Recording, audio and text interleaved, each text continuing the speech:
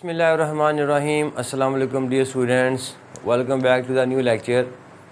तो स्टूडेंट्स, आज हम इस वीडियो में क्लास 10th के चैप्टर नंबर 10 के जो रिमेनिंग न्यूमेरिकल्स हैं 6 से लेकर 10 तक, वो आज हम इस वीडियो में मुकम्मल करने जा रहे हैं।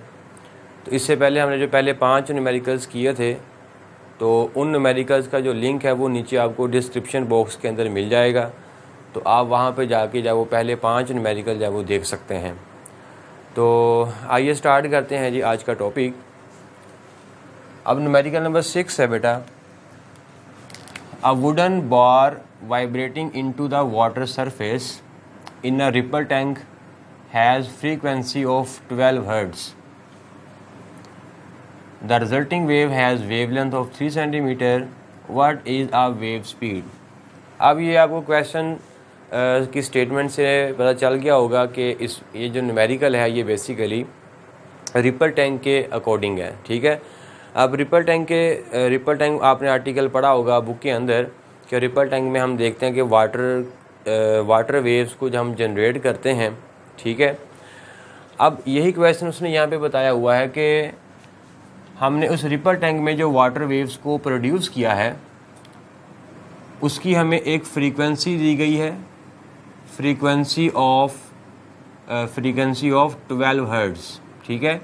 ये जो 12 हर्ट्ज़ है ये फ्रीक्वेंसी है उस वाटर वेव्स की जो कि उस रिपल टैंक की सरफेस के ऊपर जो है वो प्रोड्यूस हो रही हैं। ठीक है। तो ये आपको फ्रीक्वेंसी उसने आपको दे दी है। तो गिवन डाटा में हम पहले लिखते हैं जी 12 हर्ट्ज़।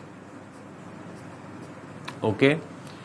फिर उसके बाद लिखता है कि the resulting wave has wavelength of 3 centimetre, कि वो जो वेव होगी उसकी कुछ ना कुछ वेवलेंथ भी तो होगी, और वो जो वेवलेंथ है वो हमें दी गई है, वो है 3 centimetre. So wavelength is equals to 3 centimetre.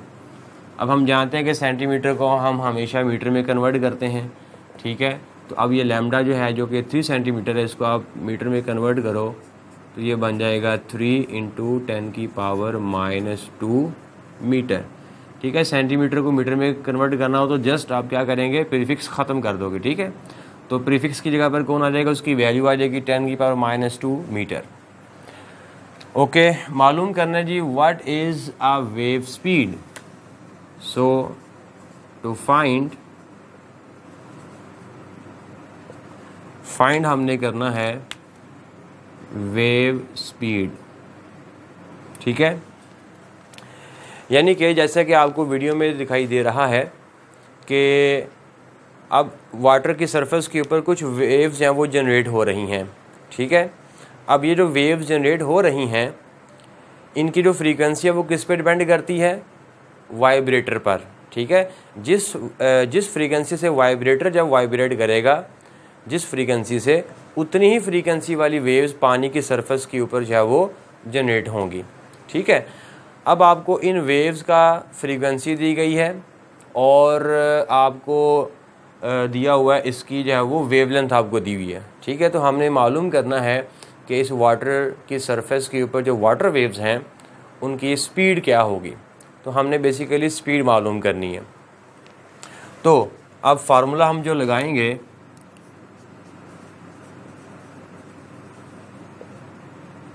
Formula हमारे पास क्या होगा, ये फार्मूला हमारे पास फार्मूला नंबर 3, ये हम फार्मूला इस्तेमाल करेंगे और फार्मूला है V = F लैम्डा। अब इस फार्मूले के अंदर हमें F और लैम्डा गिवन है, स्पीड मालूम करनी है। तो स्पीड ऑलरेडी एक साइड पर है, तो V = F लैम्डा। अब हम फ्रीक्वेंसी की वैल्यू 12 हर्ट्ज़ पुट करेंगे और लैम्डा की वैल्यू हमारे पास कितनी है, 3 × 10⁻²। अब हम इन दोनों को मल्टीप्लाई करेंगे तो हमारे पास जो final answer 0.36 metre per second. So this is our required answer.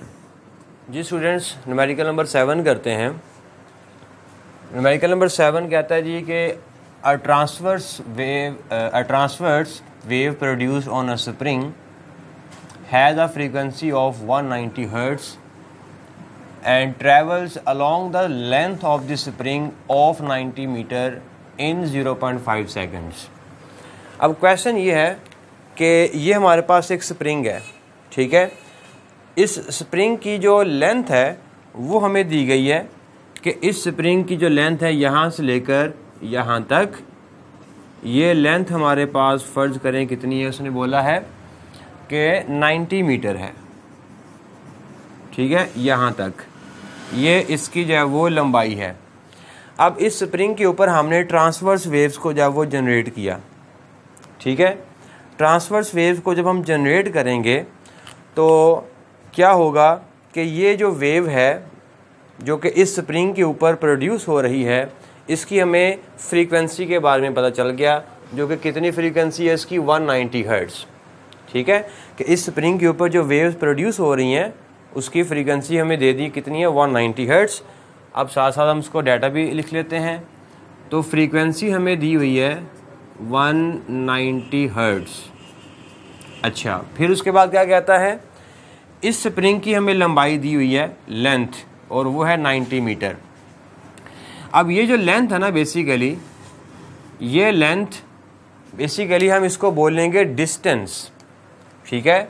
इसको हम क्या बोलेंगे, डिस्टेंस। डिस्टेंस क्यों बोलना है हमने, उसकी रीज़न ये है कि जब हमने इस स्प्रिंग के ऊपर वेव्स को जनरेट किया तो वेव्स जो है वो कितना डिस्टेंस कवर करेगी, तो आंसर है जितनी इस स्प्रिंग की लंबाई होगी उससे ज़्यादा वो डिस्टेंस कवर नहीं कर सकती, ठीक है ना। अगर इतना बड़ा स्प्रिंग है, मैं उसको जब उसके अंदर वाइब्रेशन प्रोड्यूस करता हूँ, वेव्स प्रोड्यूस करता हूँ, तो वो वेव्स एक जगह से दूसरी जगह जाएगी तो वो कितना डिस्टेंस कवर करेगी, तो आंसर जितना इस स्प्रिंग की लंबाई होगी, ठीक है ना।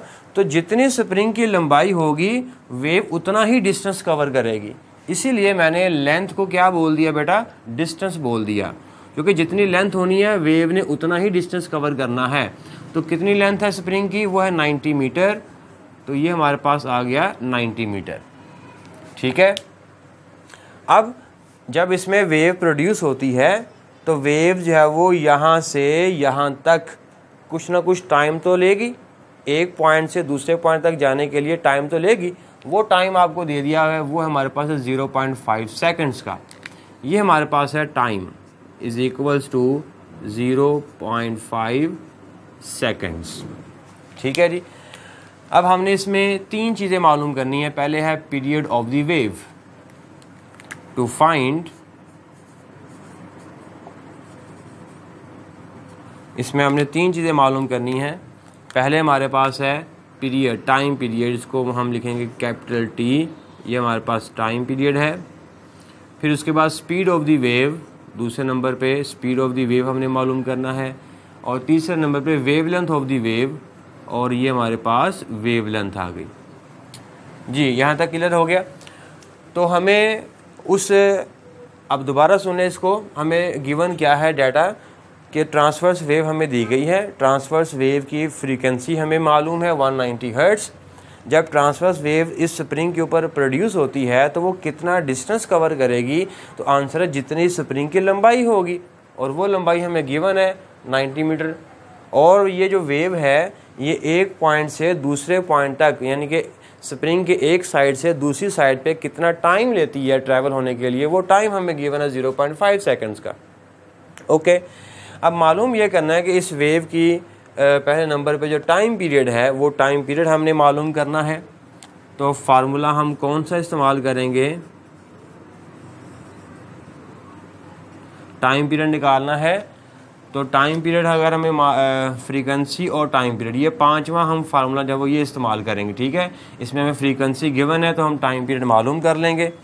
तो बेटा यहाँ पर फार्मूला मैं लिख देता हूँ कि frequency is equals to 1/t, ये फार्मूला इस्तेमाल होगा।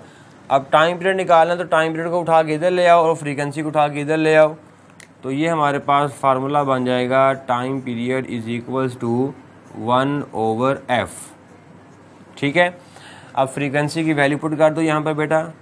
तो time period is equals to 1/190, ठीक है जी। तो अब इन दोनों को आप डिवाइड करोगे 0.00 सेकंड्स। इसको आप राउंड ऑफ कर दें तो राउंड ऑफ करने के बाद जो टाइम पीरियड हमारे पास आएगा वो आएगा 0.01 सेकंड्स। ठीक है जी, तो ये हमारे पास पहला आंसर आ गया टाइम पीरियड का 0.01 सेकंड। ये उस ट्रांसवर्स वेव का टाइम पीरियड होगा। भी यहाँ तक क्लियर हो गया। अब हमने मालूम करनी है बेटा स्पीड। अब स्पीड मालूम करने के लिए हमारे पास फार्मूला है v is equals to F lambda, और इसके अंदर भी जब वो स्पीड आती है जिसमें s is equals to V T है। अब हमने कौन सा इसमें फार्मूला इस्तेमाल करेंगे, आया कि ये वाला इस्तेमाल करेंगे या ये वाला इस्तेमाल करेंगे। अगर हम तीसरा इस्तेमाल करते हो तो उसमें हमें फ्रीक्वेंसी और वेवलेंथ चाहिए। अब फ्रीक्वेंसी तो हमारे पास है लेकिन वेवलेंथ नहीं है, क्योंकि वेवलेंथ हमने मालूम करनी है। ठीक है, उसके बाद चौथा फार्मूला है s is equals to V T. अब इसमें v मालूम करना है तो s, ये s है हमारे पास, ये देखें ये s है, वो जो लेंथ है ना उसकी वो s ही है हमारा। ठीक है, 90 मीटर। उसके बाद ये t, ये वो टाइम है जब उसको एक सिरे से दूसरे सिरे तक ले जाने में टाइम लगता है, पहुंचने में टाइम लगता है। वो टाइम भी हमें गिवन है 0.5 सेकंड का। इसका मतलब ये है कि हम चौथा फार्मूला जब इस्तेमाल करेंगे और चौथा फार्मूला इस्तेमाल करके हम जो है वो जो स्पीड है वो मालूम कर लेंगे। ठीक है, तो फार्मूला हमारे पास है, अगली टर्म हम मालूम करेंगे s is equals to V T, और यहाँ से t किसके बराबर होगा, सॉरी v किसके बराबर होगा, तो v बराबर होगा हमारे पास बेटा s ओवर t। ठीक है, अब s हमें गिवन है वो है 90 ओवर टाइम कितना है 0.5 सेकंड्स का, 0.5। तो इसका जो जवाब है वो 180 मीटर पर सेकंड। तो ये हमारे पास बेटा दूसरा आंसर आ गया। स्पीड मालूम करनी थी हमने, तो ये जो स्पीड है मतलब स्प्रिंग में जब वेव प्रोड्यूस होगी तो वो एक पॉइंट से दूसरे पॉइंट में इतनी स्पीड से वो मूव करेगी 180 मीटर पर सेकंड के साथ। ओके, अब तीसरी चीज़ हमने मालूम करनी है वेवलेंथ। अब देखें हमारे पास स्पीड आ गई, हमारे पास फ्रीक्वेंसी भी है। ठीक है, अब हम वेवलेंथ मालूम कर सकते हैं। अब हम जब वो जो थर्ड फार्मूला है v is equals to F lambda, यहाँ पे हम लेमडा निकालेंगे तो v भी हमारे पास अभी हमने निकाला। ठीक है, और फ्रीक्वेंसी तो पहले गिवन थी। ओके जी, तो तीसरा फार्मूला हम इस्तेमाल करते हैं, वी नो दैट कि v is equals to F lambda. ठीक है, और यहाँ पे लेमडा किसके बराबर होगा बेटा, लेमडा बराबर होगा v ओवर f। तो यहाँ पे v कितना है अभी हमने निकाला 180 डिवाइडेड बाय फ्रीक्वेंसी कितनी है 190, 0 से कैंसिल हुआ। तो वेवलेंथ पता करना है लाजमी। कैलकुलेशन से मार खाते हैं कुछ बच्चे, न्यूमेरिकल उनको आता होता है लेकिन कैलकुलेशन की वजह से उनका जो जवाब है वो गलत आ जाता है। स्टूडेंट्स न्यूमेरिकल नंबर 8 करते हैं। न्यूमेरिकल नंबर 8 है, water waves in a shallow dish are 6 centimetre long. के वाटर वेव्स जो हैं वो शैलो डिश के अंदर कम गहराई में जो है वो क्या है 6 सेंटीमीटर लॉन्ग उनकी लंबाई है। ये वाटर वेव्स की आपको उसने लंबाई आपको दे दी है। तो वेव्स की लंबाई क्या होती है, वेवलेंथ होती है। ठीक है, तो एक्चुअली उसने आपको 6 सेंटीमीटर लॉन्ग ये क्या दिया हुआ है, वाटर वेव्स की लंबाई दी हुई है। तो वाटर वेव्स की लंबाई से मुराद वेवलेंथ होता है। तो ये उसने आपको वेवलेंथ दे दी है जो कि 6.0 सेंटीमीटर। फिर उसने आपको क्या दिया हुआ है, at one point water moves up and down at a rate of 4.8 oscillation per second. कहता है जब पानी की वेव्स हैं वो बनती हैं, ठीक है, तो पानी की वेव्स के ऊपर एक पॉइंट ऐसा है कि जिस पे जो पार्टिकल्स हैं वो 4.8 ऑसिलेशंस पर सेकंड्स कर रहे हैं। ठीक है, जैसे कि आपको एनिमेशन में दिखाया गया है। एनिमेशन में आपको कुछ वेव्स हैं वो प्रोपोगेट करती हुई दिखाई दे रही है, और जो डॉट है वो एक पॉइंट समझ लें। ठीक है, प्रोपोगेट करते हुए वेव के ऊपर एक पॉइंट हमने कंसिडर किया। वो पॉइंट क्या कर रहा है, वो अप एंड डाउन कर रहा है। ठीक है, ऑसिलेशन कर रहा है। कि 1 सेकंड में वो कितनी ऑसिलेशन कर रहा है, 4.8 ऑसिलेशन कर रहा है। तो 1 सेकंड में होने वाली ऑसिलेशन को हम क्या बोलते हैं, फ्रीक्वेंसी बोलते हैं। तो बेसिकली उसने आपको जो 4.8 ऑसिलेशन पर सेकंड दिया हुआ है ना, ये उस पॉइंट की फ्रीक्वेंसी दी हुई है कि जब वेव गुजरती है तो वो पॉइंट जो है वो 4.8 1 सेकंड में 4.8 बार जो है वो ऑसिलेट करता है। तो एक्चुअली फ्रीक्वेंसी आपको दी हुई है, फ्रीक्वेंसी ऑफ द वेव। तो यहाँ पर हम यहाँ पे लिखेंगे जो फ्रीक्वेंसी है बेटा वो कितनी है, 4.8। इसको आप हर्ट्ज भी लिख सकते हो। ऑसिलेशन पर सेकंड का मतलब फ्रीक्वेंसी होता है। तो अब आपको फ्रीक्वेंसी दी हुई है और वेवलेंथ आपको दी हुई है 6 सेंटीमीटर। लेकिन ये जो 6 सेंटीमीटर है ना, इसको आपने मीटर में पहले लिखना है। मीटर के लिए आप सेंटी ख़त्म कर दोगे तो -2 मीटर आ जाएगा। अब हमने फाइंड क्या करना है, इसमें हमने 2 बातें फाइंड आउट करनी है। पहली बात हमने मालूम करना है कि वो वाटर जो है, वाटर वेव्स जो हैं उसकी जो स्पीड है वो कितनी है, और दूसरा टाइम पीरियड हमने मालूम करना है। ओके, तो फार्मूला हम लगाते हैं। फार्मूला लगाने हैं तो वेलोसिटी निकालो पहले या टाइम पीरियड निकालो, आपकी अपनी मर्ज़ी है। तो स्पीड निकालोगे तो स्पीड के लिए हम फार्मूला इस्तेमाल करेंगे v = f लैम्डा, ठीक है। और टाइम पीरियड निकालना है तो टाइम पीरियड के लिए हम ये वाला 5वां फार्मूला इस्तेमाल करेंगे कि t बराबर है 1/f, ठीक है। ओके जी, फटाफट से ये फार्मूला इस्तेमाल करें कि v = f लैम्डा। इसमें हमने मालूम करना है v, तो v जो है वो ऑलरेडी एक साइड पर है। तो बेटा v = f की जगह पर कौन आ जाएगा, 4.8, और लैम्डा की जगह पर कौन आ जाएगा, 6 × 10⁻².288। ये इतना लगभग आंसर आएगा, ठीक है, मीटर पर सेकंड। अप्रॉक्सीमेटली इसको आप 0.29 भी कर सकते हैं, और v = 0.29 मीटर पर सेकंड। तो ये हमारे पास आ गई पहली चीज़, वेलोसिटी, उसकी स्पीड वेव्स की, ठीक है जी। अब उसके बाद हम मालूम करेंगे टाइम पीरियड। तो टाइम पीरियड के लिए हमारे पास जो फार्मूला होता है वो है t = 1/f। तो t = बेटा 1/f = 1/f की जगह पर कौन आ जाएगा, 4.8 आएगा बेटा 0.21 सेकेंड्स। तो ये हमारे पास सेकंड आंसर आ गया, which is required answer. Students numerical number 9 करते हैं। न्यूमेरिकल नंबर 9 है, at one end of a ripple tank 80 centimetre across 5 hertz vibrator produces waves whose wavelength 40 millimeter. Find the time the waves need to cross the tank. अब question को ज़रा गौर समझिएगा। ये फ़र्ज़ करें ये हमारे पास एक रिपल टैंक है, ठीक है। इस रिपल टैंक के अक्रॉस एक एंड पर ये वाइब्रेटर लगा हुआ है, और ये जो वाइब्रेटर है जब ये वाइब्रेट करेगा तो यहाँ पर जो है वो वाटर वेव्स जो है वो प्रोड्यूस करेगा, ठीक है।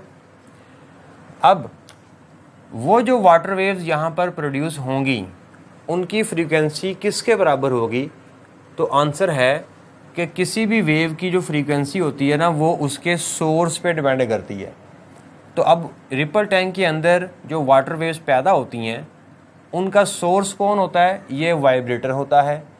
तो इस वाइब्रेटर की जो भी फ्रीक्वेंसी होगी वही फ्रीक्वेंसी जो है वो इन वाटर वेव्स की होगी, ठीक है। तो अब जो वाइब्रेटर है, वाइब्रेटर की जो फ्रीक्वेंसी है वो आपको दी हुई है 5 हर्ट्ज़। तो बेसिकली वाइब्रेटर की फ्रीक्वेंसी देने का मतलब कि उसने वाटर वेव्स की फ्रीक्वेंसी आपको दी हुई है, ठीक है। अब यहाँ पर हम क्या करेंगे, डाटा हम लिखते हैं कि फ्रीक्वेंसी = 5 हर्ट्ज़। ये फ्रीक्वेंसी आपको दी हुई है, ओके। ठीक है, फ्रीक्वेंसी हमने वाइब्रेटर की फ्रीक्वेंसी के बराबर होगी। अब उसके बाद हमें दिया हुआ है जी वेवलेंथ 40 मिलीमीटर, कि ये जो वेवलेंथ है यहाँ से लेकर यहाँ तक, ठीक है, क्रस्ट से क्रस्ट तक का जो फासला है उसको हम बोलते हैं वेवलेंथ बोलते हैं। और ये वेवलेंथ बेटा आपको दी हुई है उसने 40 मिलीमीटर, और ये बराबर होता है 10⁻³ मीटर के, ठीक है, ओके। और क्या दिया हुआ है, और हमें इस टैंक की लंबाई दी हुई है 80 सेंटीमीटर। अब ये लंबाई देने का मतलब ये है कि जब वेव्स यहाँ से प्रोड्यूस होंगी और वो दूसरे एंड तक जाएंगी तो वो कितना डिस्टेंस कवर करेंगी। तो आंसर है जितनी इस रिपल टैंक की लंबाई होगी, और वो लंबाई कितनी है 80 सेंटीमीटर। इसका मतलब कि 80 सेंटीमीटर लंबाई तो है, लेकिन एक्चुअली ये वो डिस्टेंस है जो वेव्स एक एंड से दूसरे एंड तक ट्रैवल करती हैं, ठीक है। तो 80 सेंटीमीटर देने का मतलब ये है उसका कि 80 सेंटीमीटर आपका डिस्टेंस है, ठीक है, 80 सेंटीमीटर। तो ये 80 सेंटीमीटर को आप मीटर में ले जाओ, ओके। हाँ जी, यहाँ तक क्लियर हो गया। ये ज़रा बड़ा गौर तलब क्वेश्चन है। अब हमने मालूम ये करना है कि find the time the waves need to cross the tank. अब हमने ये टाइम मालूम करना है कि जब वेव्स यहाँ से प्रोड्यूस होती हैं तो वो दूसरे एंड तक जाने में टोटल कितना टाइम लेती हैं, वो टी हमने मालूम करना है, ठीक है। So to find T time, not time period, time period नहीं हमने मालूम करना। टाइम पीरियड तो हम मालूम करते हैं एक वेव का, ठीक है। यहाँ पे तो बहुत सारी वेव्स प्रोड्यूस हो रही हैं, तो वो सारी की सारी वेव्स जो हैं वो एक एंड से दूसरे एंड तक जाने में कितना टाइम लेती हैं, वो टाइम बेसिकली हमने मालूम करना है, ठीक है। तो वो हमारे पास टाइम आ गया। अच्छा, अब हमने मालूम क्या करना है, मतलब फार्मूला जो है वो हम कौन सा लगाएंगे। अब देखें फार्मूला, देखें ज़रा ध्यान से, आपने इसको डिसाइड करना है कि फार्मूला इसमें कौन सा लगना है। अब चूँकि हमने टी मालूम करना है तो टी तो इस फार्मूले में आ रहा है, ठीक है।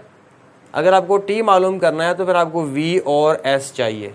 एस तो हमारे पास है 80 सेंटीमीटर, क्योंकि उसकी लंबाई 80 सेंटीमीटर थी, तो ये हमारे पास एस ही है, ठीक है। उसके बाद हमें चाहिए वी, लेकिन वी नहीं हमारे पास है। अब v के लिए उसने, अगर आप गौर से देखें तो फ्रीक्वेंसी और वेवलेंथ आपको दी हुई है। तो जब आपको फ्रीक्वेंसी और वेवलेंथ मिल जाए तो आप क्या मालूम कर सकते हैं, स्पीड मालूम कर सकते हैं, यस। तो इस न्यूमेरिकल में दो फार्मूले इस्तेमाल होंगे बेटा, ठीक है।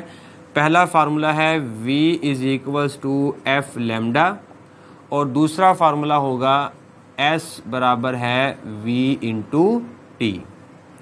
तो पहला फार्मूला इस्तेमाल करके हम v निकालेंगे, और जो v हमारे पास आएगी उसको हम यहाँ पर पुट कर देंगे, और यहाँ से हम t निकाल लेंगे।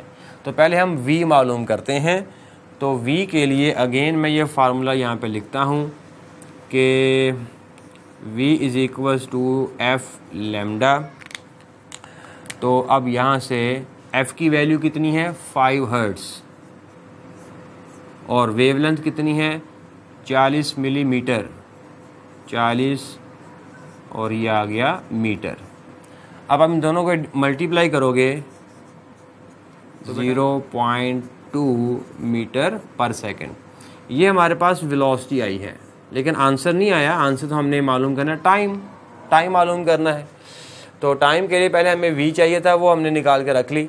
अब हम सेकंड फार्मूला जो कि s बराबर है vt, ये हम अप्लाई करेंगे। s बराबर है vt, और यहाँ से t किसके बराबर होगा, तो v इधर आके डिवाइड हो जाएगा बेटा, तो s/v आ जाएगा, ठीक है। अब हम s और v की वैल्यू पुट कर देंगे। तो टाइम = s कितना है 80 सेंटीमीटर, ये 80 सेंटी ओवर v कितना है वो हमने अभी निकाला 0.2। तो टाइम बेटा आ जाएगा t = 4 सेकेंड। तो ये आ गया हमारा बेटा रिक्वायर्ड आंसर। जी स्टूडेंट्स, लास्ट न्यूमेरिकल करते हैं, और लास्ट न्यूमेरिकल जो वो पेपर में कई बार आ भी चुका है, ठीक है। तो मैं एंड पर मज़ीद आपको बताऊंगा इस 10 न्यूमेरिकल में से कौन कौन से न्यूमेरिकल ज़्यादा अहम हैं, जो कि ज़्यादा बार रिपीट हो चुके हैं। तो पहले 10वां न्यूमेरिकल करते हैं। तो 10वां न्यूमेरिकल ये कहता है जी, what is the wavelength of radio waves. Wave length हमने मालूम करनी है, ठीक है जी। एक चीज़ गिवन मालूम करनी है और वो है वेव लेंथ। और गिवन क्या है जी, by an FM station at 190 megahertz, यानी कि एक FM स्टेशन है, ठीक है। FM स्टेशन है, एक FM का टावर है, और वो जो टावर है वो कितनी फ्रीक्वेंसी वाली वेव्स को ट्रांसमिट करता है, 90 मेगाहर्ट्ज़। तो एक टावर से, फर्ज करिए टावर है, इस टावर से जब वो 90 मेगाहर्ट्ज़ वाली जो वेव्स हैं वो ट्रांसमिट होती हैं। मालूम ये करना है कि ये जो वेव्स जाती हैं इनकी हमने वेवलेंथ मालूम करनी है, और ये वेवलेंथ और ये वेव्स जो जनरेट हो रही हैं यहाँ से वो कौन सी हैं, रेडियो वेव्स हैं। और रेडियो वेव्स कौन सी होती हैं, इलेक्ट्रोमैग्नेटिक वेव्स होती हैं, ठीक है। अच्छा, तो अब हमें डाटा गिवन क्या है बेटा, हमें सिर्फ एक चीज़ गिवन है, वो है फ्रीक्वेंसी ऑफ द वेव्स।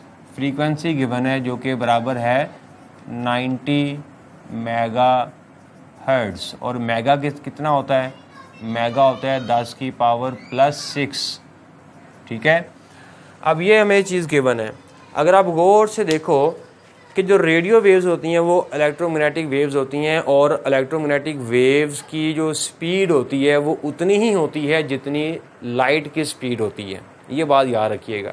ये आपको स्टेटमेंट के अंदर, क्वेश्चन के अंदर वो दे भी सकता है और नहीं भी दे सकता, लेकिन अगर वो नहीं देगा तो आपको याद होना चाहिए कि रेडियो वेव्स की स्पीड कितनी होती है। तो आंसर है जितनी लाइट की स्पीड होती है। और लाइट की स्पीड कितनी होती है, तो लाइट की स्पीड जो होती है वो होती है v = 3 × 10⁸ मीटर पर सेकेंड, ठीक है।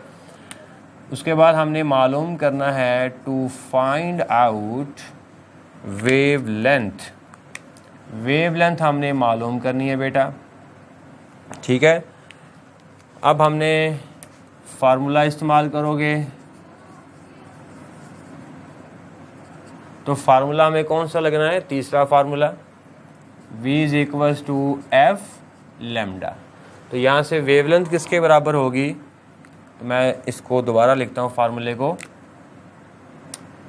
v = f लैम्डा, और लैम्डा बराबर होगा v/f।